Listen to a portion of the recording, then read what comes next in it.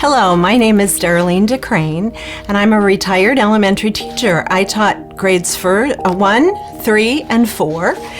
I was in education for 30 years, and the last 12 years I was an elementary principal. I had 3 K through 6 buildings. And one of the things I always loved to do was read. I loved to read for me, and I loved to read to my students. I thought that one day I would write a children's book, but that just didn't happen. I just didn't seem to have the time. Life got in the way. And then last year, during COVID, well, I got the time. We were stuck at home, and more importantly, I got an idea for a book. I got the idea from my granddaughter, who's 9 years old, and she was stuck at home in Tennessee with just her parents for playmates, and she was so tired of being alone and not being able to see her friends. So she called me one day and was so excited, and she said, "Mimi, I am going to get to play with my friends. My mom has figured out a way that we can be safe when we play. Our family is safe and we're not sick, and my friend's family has been at home and not doing anything but staying at home, and so they're safe. And there's a couple other friends in the neighborhood we might be able to get together with too." So she was so excited, and I thought, oh, that's really neat. So I'd call every day and try and find out if she was getting together with her friends. Well, one day she told me that the friends had decided to call themselves a special name. They had decided to call themselves the Forever Friends because they were going to be friends forever, but not spelled like forever, spelled F-O-U-R, because there were 4 of them. And she was just thrilled about this.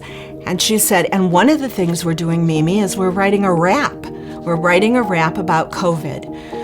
Well, I got off the phone and I thought, well, that's the perfect idea for a book. So I wrote a book called The Forever Friends, and this is the book. It's about the Forever Friends and how they get to be friends and what it's like during COVID, how they can play together and be safe. In fact, I wrote not one book about them, I wrote 3 books about them. So today I'm going to read to you just a little bit from the first book, The Forever Friends. "So how's it going, Gracie?" asked Mimi. Gracie and Mimi, that's the grandmother, like they did often, were FaceTiming. It was day 81 of quarantine, not that Gracie was even counting. "Well, okay, my mom thinks I need more socialization, whatever that is, so I might get to play with my friends." "Well, that would be great," said Mimi. "I know," said Gracie, "and especially since I don't have any brothers or sisters," she thought. "I hope it works out," said Mimi. "Mom is going to talk to Lexi's mom today or tomorrow, since their family's been staying in all the time too. Maybe if we play outside, we can still be safe. Her dad has been working at home like my dad, and they've been careful just like us." "I know it's been hard on you," said Mimi. "Fingers crossed it works out." "Fingers crossed," said Gracie. "Talk to you tomorrow," said Mimi. "Love you." "Love you too," said Gracie, as she pressed the red dot on her mom's phone and ended the call. Gracie and her parents had been in quarantine at home since March. It was now June, and Gracie was tired of this. It had been fun at first to stay at home and not have to go to school. She could sleep in and got to do puzzles and watch movies.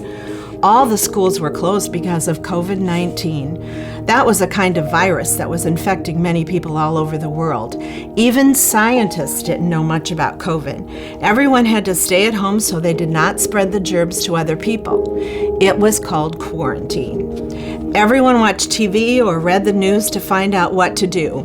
If you went out, you had to social distance or stay away from people. Also, you needed to wear a mask. Stores were open, but other places like restaurants were closed. You could order food and take out or bring home, but you could not go inside the restaurant to eat. Gracie could not get her hair cut because the salon where she and her mom went was closed. Her mom's hair was starting to turn gray. Gracie knew that was because she could not get her hair colored, and not just because Gracie was home every day like her mom's teased. The best thing to do to stay safe was to stay at home, so that's what Gracie's family did. Gracie's dad started working at home in the upstairs office.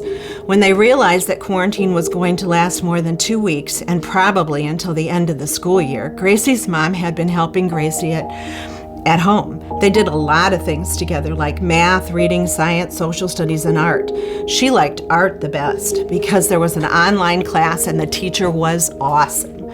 There were different themes each week. Last week, the theme was pirates, and Gracie had made a treasure map as well as a pirate girl who looked just like her. Gracie's parents had set up a special desk for her in the dining room with a Chromebook that the school had loaned to each student who needed one. That way, Gracie could Zoom with her classmates and teacher and get other assignments. Even though her mom was not a teacher, she helped Gracie come up with a daily schedule for their homeschooling. It looked something like this. 9 o'clock, free reading. 9:15, language arts. 10 o'clock, math. Yuck. 10:45, break. Yay! Art with the awesome teacher. 11:45, Zoom. 12:15, lunch and free reading. 1 o'clock, science. 1:45, physical activity. Gracie liked to go outside. 2:30, social studies, and 3 o'clock, journal. Gracie thought it was a pretty good schedule. Sometimes they would tweak a little, like if Mimi or someone else called and interrupted, or if there was a special online class or educational TV program Gracie wanted to watch. But the hardest part of quarantine was that Gracie had not played with any friends since March, and she had not gotten to have her 9th birthday party. That was supposed to be on March 20th. She had a sleepover plan, the kind where girls come in their PJs and played, watched movies, had popcorn, ate snacks, but did not sleep over. It was going to be so much fun if she ever got to have it. Sometimes in the afternoon during quarantine, Gracie had been able to FaceTime her friends. That was fun, and her mom said that helped with socialization. But that was not the same as actually getting to play with your friends. Now that it was summer and the school year was over and they did not have to follow that special daily schedule, Gracie was so anxious to do all the things she used to do with her friends. Ride bikes, swing, and just be together. She was hoping that soon she would get to do just that. And she does get to do just that. And in this book, Gracie has a lot of fun with her new friends, and they do get to write the COVID rap, and they name themselves, and they decide that the friends are having so much fun together that they decide that they want to go on a vacation together, even if COVID's going on. So the moms and dads find a place where they can go and be safe for a vacation during fall break. They find a place in the woods where they can rent little tiny homes. And so my second book is called The Forever Friends Tiny House Vacation. And this is about the vacation they take together in the woods. They canoe, they ride bikes. Oh, I'm sorry, not ride bikes. They ride in canoes and they go for hikes. And they have a lot of fun, but they stay safe the whole time.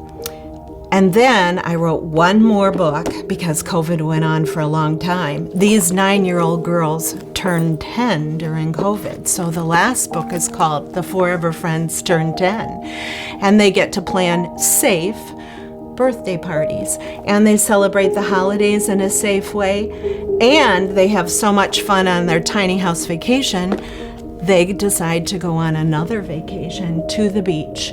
So if you live here in Brunswick County, you might enjoy this book because the beach they visit is Sunset Beach. And they do a lot of fun things at the beach, and they go to a place called Calabash. Maybe you have been there.